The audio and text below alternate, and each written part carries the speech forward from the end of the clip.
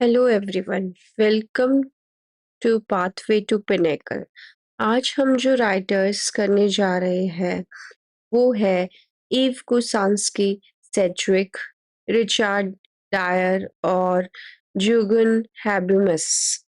तो जो सेड्रिक है वो फाउंडर ऑफ क्वेयर थ्योरी है। उन्होंने सेक्सुअलिटी और जेंडर को नए पर्सपेक्टिव से समझाया।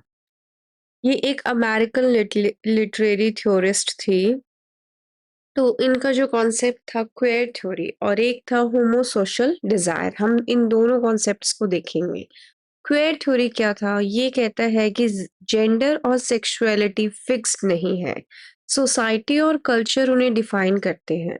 मतलब लोग सिर्फ मेल, फीमेल या स्ट्रेट, गे जैसे सिंपल कैटेगरी में फिट नहीं होते। आइडेंटिटी जो है वो फ्लेक्सिबल होती है। एग्जाम्पल से देखते हैं कि अगर एक लड़का डांस पसंद करता है तो लोग बोलते हैं कि ये तो लड़कियों का काम है। तो सेजुइक कहते हैं कि डांस का जेंडर नहीं है, ये सिर्फ सोसाइटी का स्टीरियोटाइप है। मूवीज में होता है, जैसे हीरो होता है वो स्ट्रांग होता है, हीरोइन होती है उसको इमोशनल दिखाया जाता है। तो क्वेयर थ्योरी पूछती है कि क्या ये रोल नेचुरल है या सोसाइटी ने बनाए गए हैं। फिर इनकी जो एक टर्म आती है वो है हेट्रोनॉर्मेटिविटी।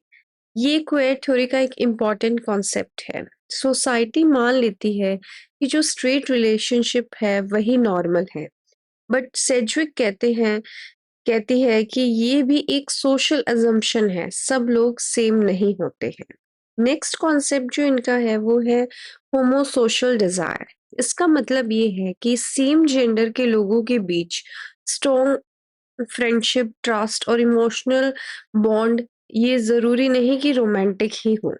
जैसे आर्मी के जो सोल्जर्स होते हैं वो एक दूसरे के लिए जान देने को भी रेडी होते हैं, इतनी स्ट्रॉन्ग फ्रेंडशिप होती है। तो ये होमो सोशल बॉन्ड है। जैसे कॉलेज फ्रेंड्स हो गए, वो हर जगह हेल्प के लिए रेडी होते हैं, हर जगह आपके साथ जाने के लिए तैयार होते हैं, आप पे ट्रस्ट होता है इनका। तो सेजविक यही कहते हैं कि हर क्लोज फ्रेंडशिप का सिर्फ रोमांस के थ्रू ही नहीं समझा जा सकता, कुछ बॉन्ड्स अलग भी होते हैं। तो सेजविक ने इम्पोर्टेंट क्यों है, सेजविक क्यों पढ़ते हैं उन्होंने आइडेंटिटी फिक्स नहीं होती ये बोला है। जेंडर और सेक्सुअलिटी को क्वेश्चन करते हैं वो। स्टीरियोटाइप तोड़ती है। उन्होंने ये भी बोला है इंक्लूसिवनेस एंड को सपोर्ट करती है। नेक्स्ट जो राइटर है वो है रिचार्ड डायर। ये ब्रिटिश फिल्म थ्योरिस्ट है। इनकी फेमस थ्योरी थी वाइटनेस स्टडीज। डायर कहते हैं कि वाइटनेस सिर्फ स्किन कलर नहीं है, ये एक पोजीशन ऑफ पावर और प्रिविलेज भी है।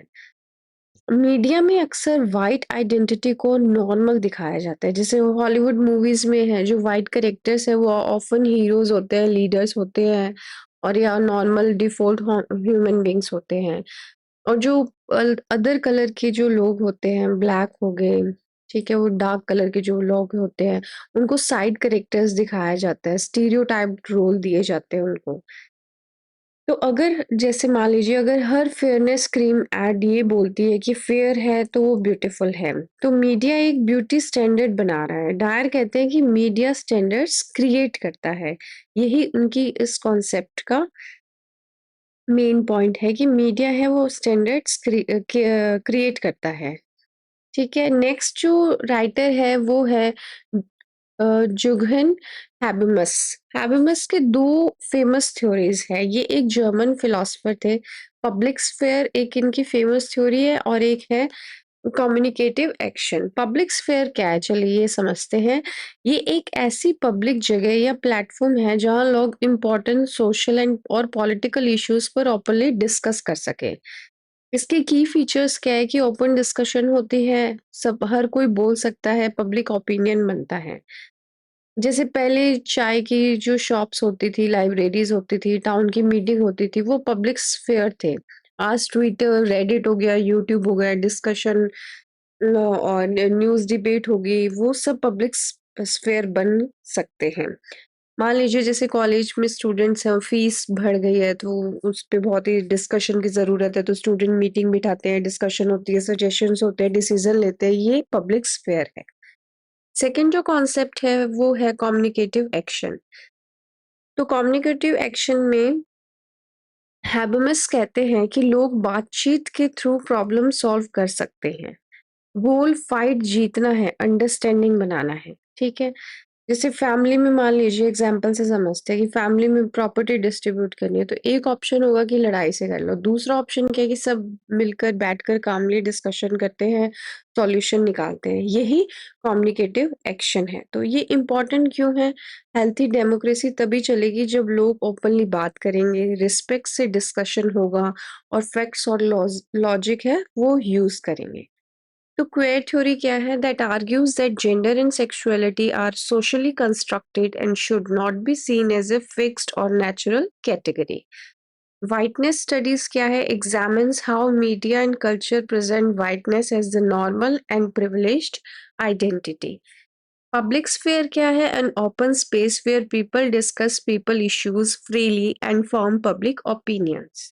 और communicative action क्या है? The process of solving problems through honest dialogue, mutual understanding and rational discussion. I hope आपको ये सारी टर्म्स बहुत अच्छे से समझ आई होगी। मिलते हैं किसी नेक्स्ट वीडियो में। Thank you so much.